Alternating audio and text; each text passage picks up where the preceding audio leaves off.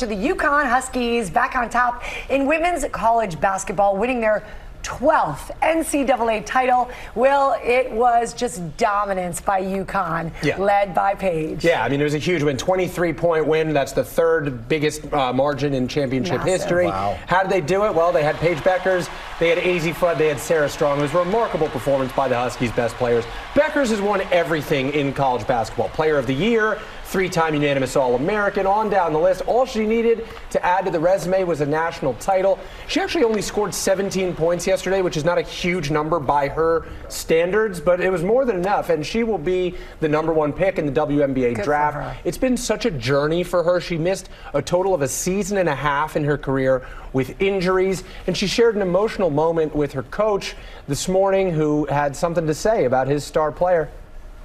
Paige has invested so much in this program, in the game of basketball.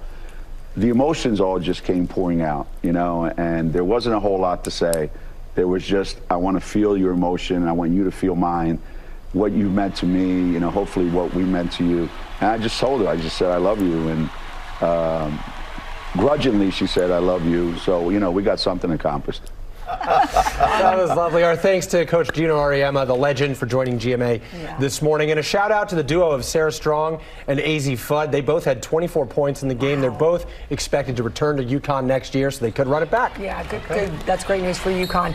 We cannot forget about the guys. That's happening tonight. And off camera, you and I were saying, wow, there was some surprises over the weekend. Yeah, the implosion by Duke. They looked like the best team in the tournament. They had Cooper Flagg, who's going to be the #1 pick in the NBA draft, and they didn't score a basket for the last 9 minutes of the game. They ended up losing to Houston, who is in the national title game, against Florida, both #1 seeds. Florida beating #1 overall, Auburn in the Final Four. Houston pulling off that magic trick to get here. They were down 14 points to Duke with 8 minutes to go, but then they made the comeback. Houston pulled it off, or did Duke choke? That's the eternal question. I don't think so. I think it was just that Houston has such good defense. Yes, and you know what they also have? A bunch of tough dudes. Every single player on that team can run under a 6-minute mile. That's insane. Including their 6'9" big guys and everything. Maybe the long legs help? Yeah, I don't know, but that's a lot of blood to pump. I don't know if that's true. Sam's the cardio expert here. No, all I can tell you is I'm going to learn a lot about sports if I spend time in this chair. You should be. I'll be an expert at any time.